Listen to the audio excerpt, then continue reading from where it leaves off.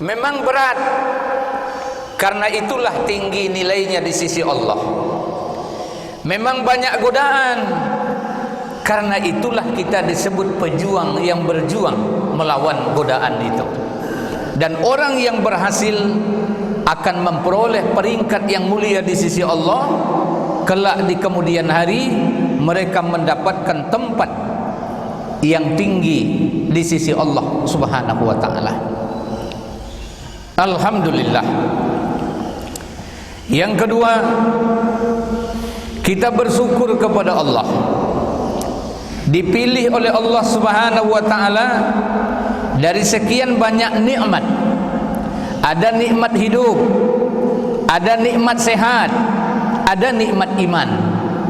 Saya sebut 3 saja untuk pagi ini. Nikmat hidup diberikan kepada seluruh makhluk. Nikmat sehat diberi juga kepada makhluk. Ada yang nantinya sakit, ada yang sehat. Tapi ada nikmat yang paling tinggi yang mesti kita jemput, yang mesti kita ambil, yang mesti kita usahakan, yaitu nikmat iman. Hidup pendek pun umur kalau beriman berharga di sisi Allah.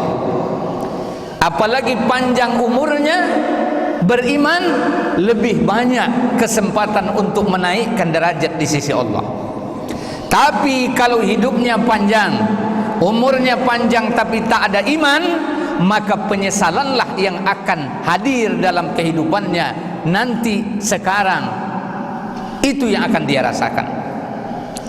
Betapa menyesalnya orang-orang yang berumur 100 tahun, 90 tahun, 50 tahun tapi tidak beriman kepada Allah Subhanahu wa ta'ala.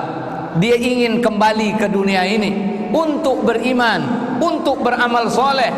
Rabbana absarna wa sami'na farji'na na'mal salihan inna muqinun.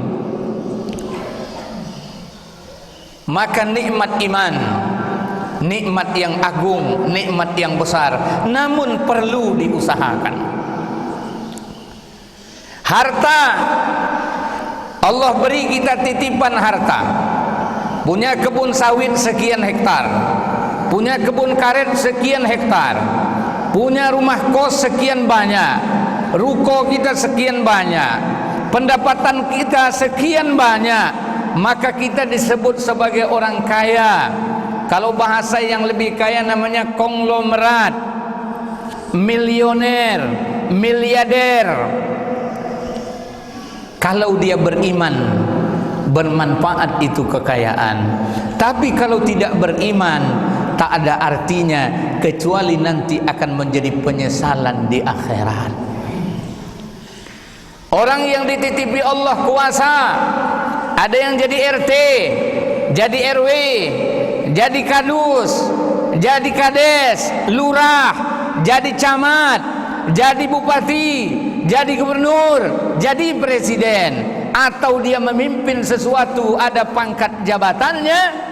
Kalau dia beriman, maka dia akan senang, dia akan bahagia. Tapi kalau dia tidak beriman, pangkat jabatannya menjadi penyesalan besok di akhirat.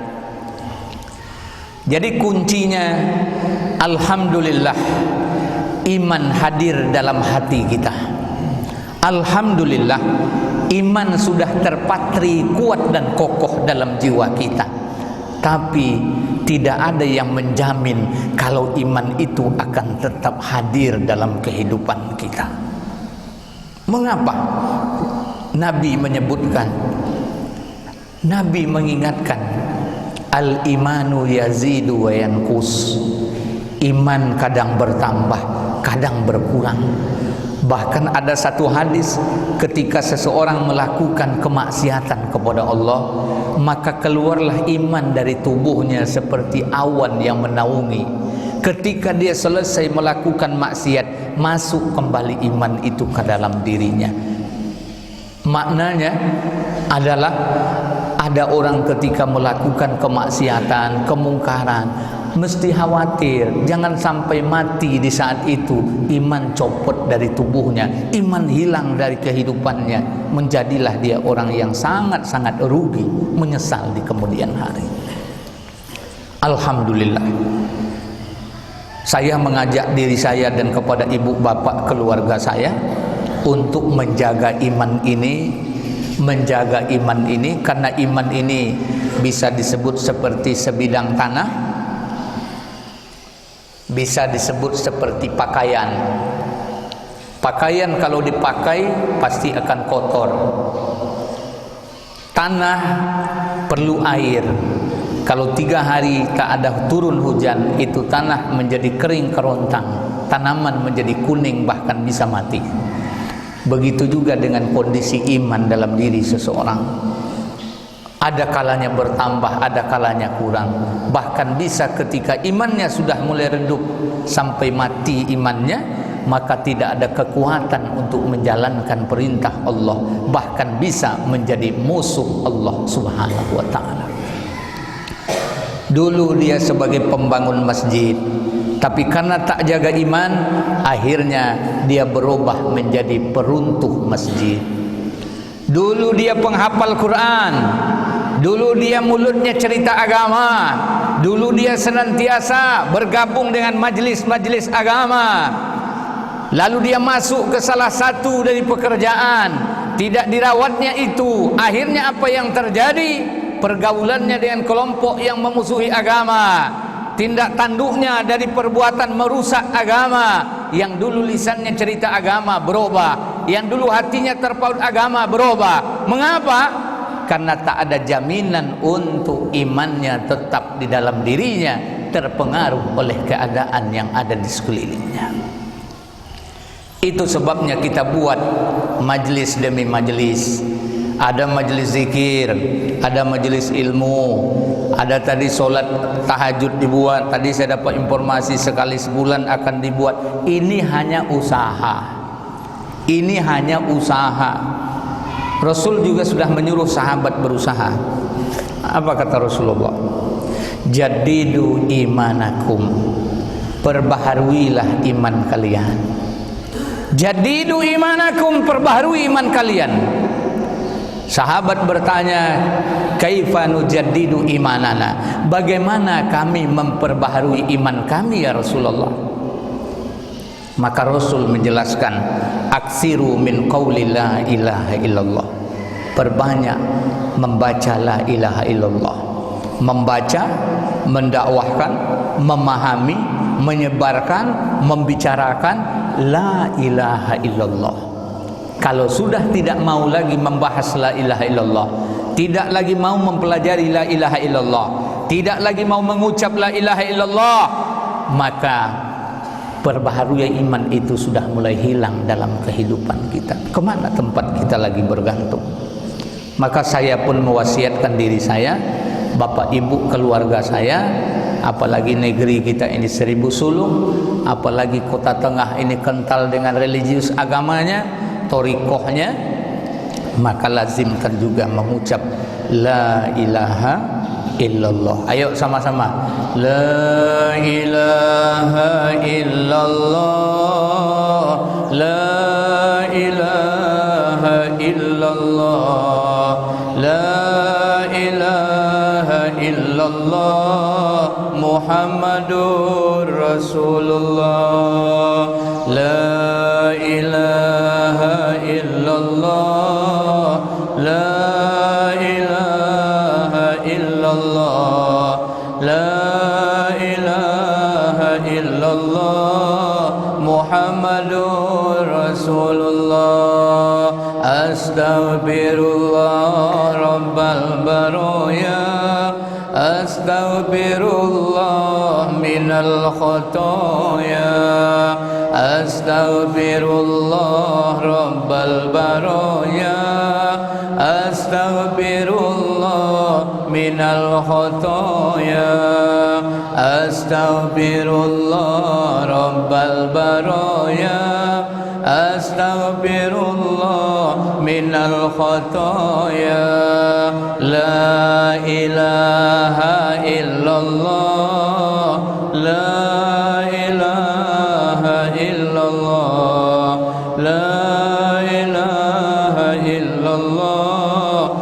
Muhammadur Rasulullah. Hasbunallah wa ni'mal wakil. Hasbunallah wa ni'man nasir. Hasbunallah wa ni'mal wakil. Hasbunallah wa ni'man nasir. Hasbunallah wa ni'mal wakil. Hasbunallah wa ni'man nasir. La ilaha illallah. La ilaha illallah. La ilaha illallah. Muhammadur Rasulullah. Salatullah salamullah ala toha Rasulillah. Salatullah salamullah ala yasin habibillah. Salatullah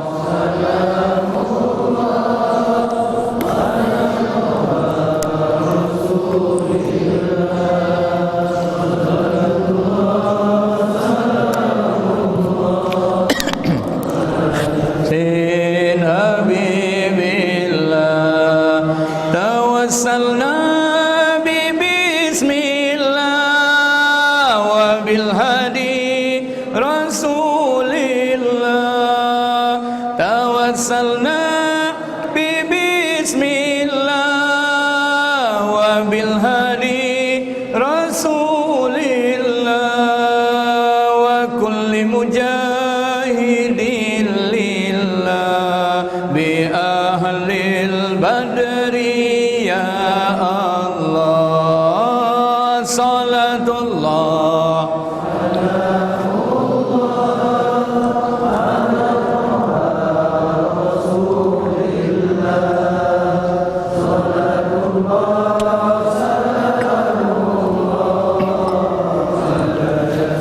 in habibillah. Ilahi salimil ummah minal afadi wan niqmah. Ilahi salimil ummah minal afadi wan niqmah wa min hammi wa min humma bi ahlil badri ya Allah. Salatullah Allah ala toha Rasulillah. Salatullah salamullah ala yasin habibillah. Allahumma salli wa sallim wa barik alaihi wa alihi. Allahumma salli wa sallim ala sayyidina Muhammad wa ala ali sayyidina Muhammad. Allahumma salli wa sallim wa barik alaihi. Judul kaji kita pada gerakan subuh pagi ini adalah sukses di 2021. Sukses di 2021. Kenapa judul ini Ustadz beri? Karena kita sedang berada di penghujung tahun 2020.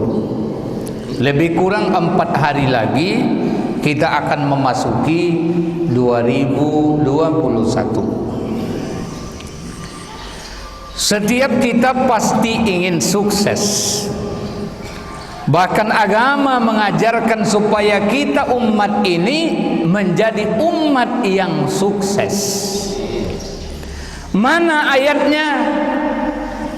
Allah Subhanahu wa taala menyuruh kepada kita untuk selalu berdoa agar sukses dunia akhirat. A'udzubillahi minasyaitonir rajim.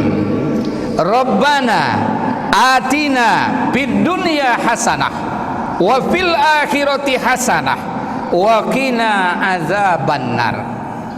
Wahai Tuhan kami, berilah kami kebaikan hidup di dunia, berilah kami kebaikan hidup di akhirat, peliharalah kami dari azab api neraka.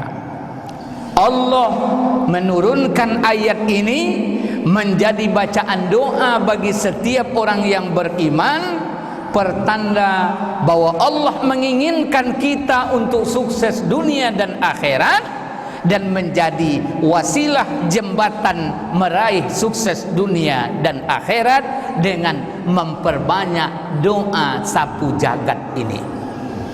Ini disebut doa sapu jagat karena sudah melingkup semuanya. Kebaikan dunia, kebaikan akhirat, selamat dari neraka. Dibaca di akhir doa, di setiap kita berdoa. Tetap pamungkasnya, Rabbana atina fid dunya hasanah wa fil akhirati hasanah wa qina azabannar. Lalu apa isinya lagi? Di situ memberitahu, hei kalian orang Islam, hei kalian orang beriman, bahwa sesungguhnya ada kehidupan akhirat. Bahwa di sini kita diajarkan, kalian jangan cuma ngejar dunia saja, nanti setelah dunia ada akhirat. Kalian jangan cuma ingin sukses dunia saja, minta jugalah sukses di akhirat. Bahkan sesungguhnya kesuksesan yang sebenarnya itu adalah di akhirat. Melalui ayat ini renungan bagi kita bersama, kalau hidup itu jangan untuk hidup di dunia saja, tapi hiduplah untuk zat yang maha hidup, yaitu Allah subhanahu wa ta'ala. Almarhum Kiai Haji Arifin Ilham rahimallahu ta'ala anhu, beliau selalu membaca, hidup bukan untuk hidup, tapi hidup adalah untuk zat yang maha hidup. Hidup bukan untuk mati, tapi mati adalah untuk hidup, hidup yang sesungguhnya. Mati untuk hidup yang sesungguhnya. Hidup bukan untuk hidup, hidup bukan untuk hidup, tapi hidup untuk zat yang maha hidup, yaitu Allah subhanahu wa ta'ala. Dia yang menciptakan kita. Wa ma khalaqtul jinna wal insa illa liya'budun. Tidak aku ciptakan jin dan manusia melainkan untuk mengabdi kepadaku. Hidup bukan untuk hidup, tapi hidup untuk yang maha hidup. Hidup bukan untuk mati, tapi mati untuk hidup. Setiap orang hidup akan mati, namun mati bukan akhir dari permasalahan, bukan akhir dari kehidupan, tapi awal dari kehidupan yang sebenarnya. Maka orang beriman mempelajari hidup dan mati hanya bagian etape yang harus dilewati dalam perjalanan menuju alam yang sesungguhnya. Kenapa orang beriman semangat jihad? Kenapa orang beriman tak takut mati dalam perang? Kenapa orang beriman tak takut berjuang di jalan Allah? Mau dibunuh, mau disembelih, mau digergaji, mau dibuang, mau dipenjara. Kenapa orang beriman? Karena sudah menghunjam dalam hatinya, hidup yang sebenarnya itu adalah nanti setelah mati di dunia ini akan menemukan hidup yang sesungguhnya. Itu yang menjadi masalah besar dalam hidup orang yang beriman.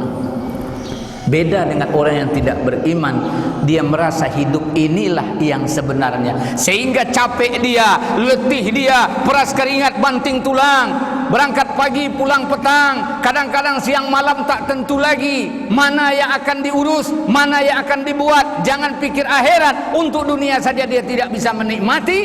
Kenapa? Karena dia sudah diperbudak oleh kehidupan dunia. Alhamdulillah, dengan hadir kita gerakan sholat subuh ini, paling tidak ada garis banding terus masuk ke telinga kita, terpikir oleh otak kita, sehingga keluar dari gerakan subuh ini nanti langkah-langkah kita lebih teratur lagi untuk menapaki hari kita ke depan. 2021 sukses, itu yang ingin kita kejar. Lalu apa itu sukses? Setiap kita ingin sukses, tapi tidak setiap orang yang ingin sukses sukses. Manusia semuanya ingin sukses, tapi tidak semua manusia sukses.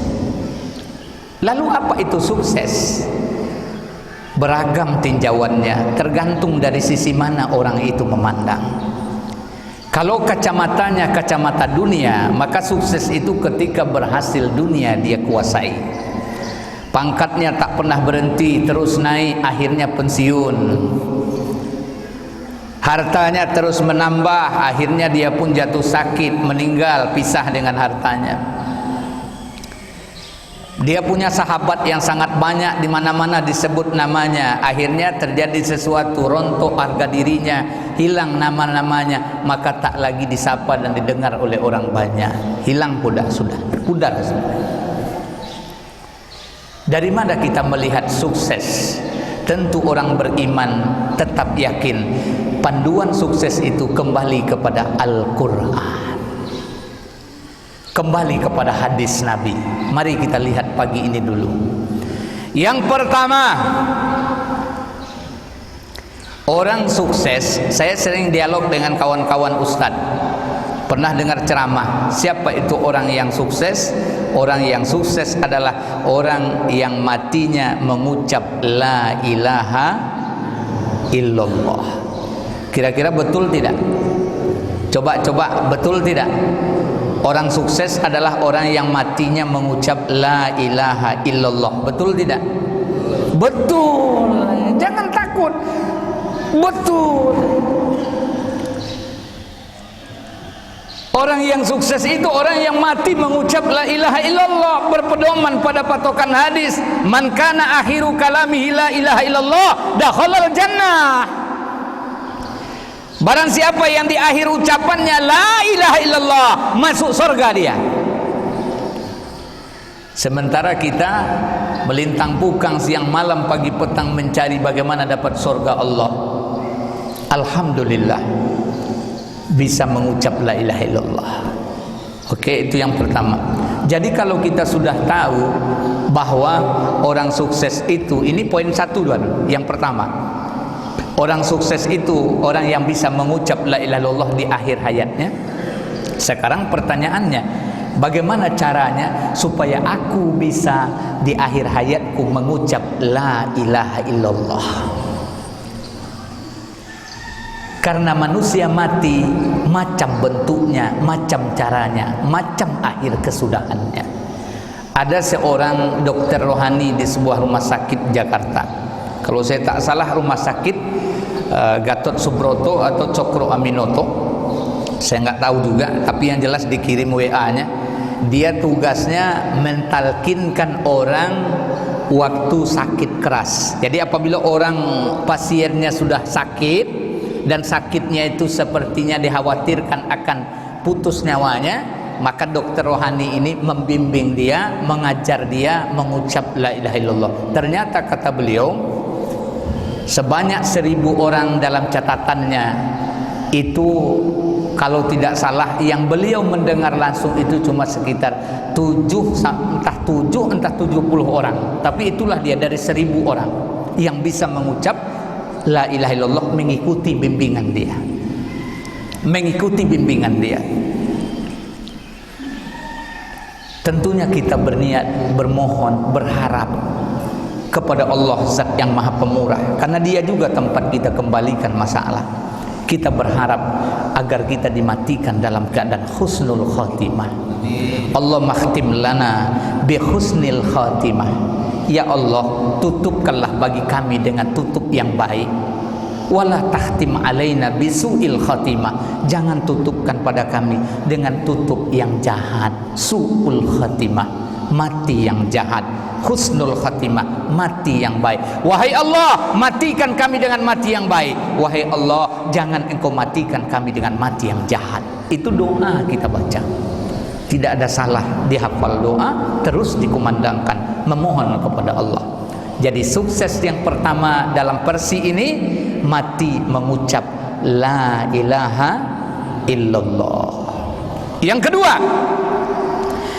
kalau kita buka lagi di surat Al-Imran ayat 185, orang sukses itu siapa?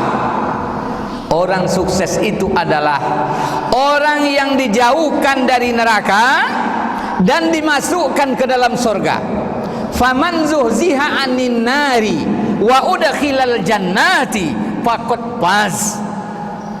Barang siapa yang dijauhkan dari neraka, dimasukkan ke dalam surga, faqad faz, maka sungguh dialah yang menang.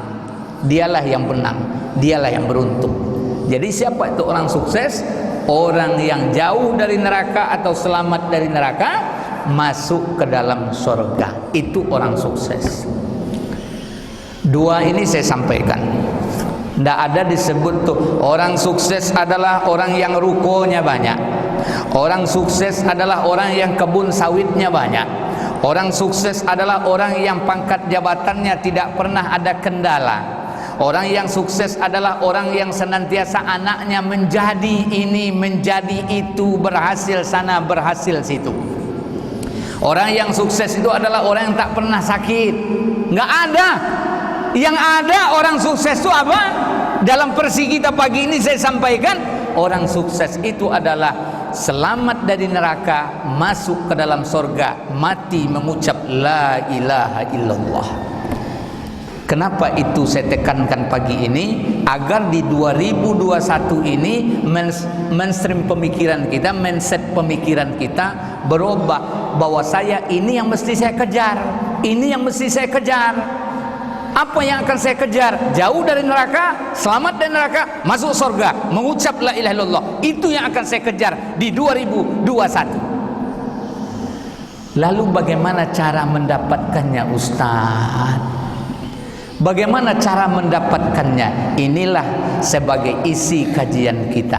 Yang pertama, langkah mendapatkan sukses ini, sukses 2021, langkah pertamanya adalah setiap pribadi dan keluarga mesti membuat visi dan misi hidup kita. Kok agak tinggi kocik kok Ustaz kajinya visi misi apa itu barangnya, karena sebagian kan kita tidak tahu. Baik,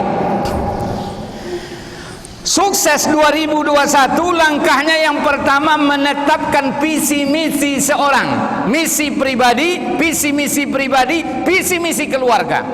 Saya sebutkan apa visi seorang muslim. Visi seorang muslim adalah selamat dari neraka, masuk ke dalam surga, mati mengucap la ilaha illallah. Itu visinya, ada di otaknya. Jadi otaknya kemana dia pergi selalu membayangkan itu.